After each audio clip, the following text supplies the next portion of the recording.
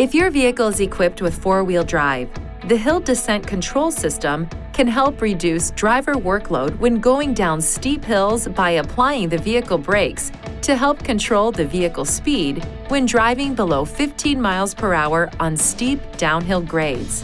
To activate the hill descent control system, the vehicle speed must be under 15 miles per hour. Now, push the hill descent control system switch to on. The hill descent control indicator light will illuminate and remain on in the instrument panel. If the switch is on and the system becomes disengaged for any reason, the hill descent control indicator light blinks. If the accelerator or brake pedal is depressed while the hill descent control system is on, the system will stop operating temporarily. As soon as the accelerator or brake pedal is released, the hill descent control system begins to function again. To turn off the hill descent control system, push the switch to the off position. The hill descent control indicator light will turn off.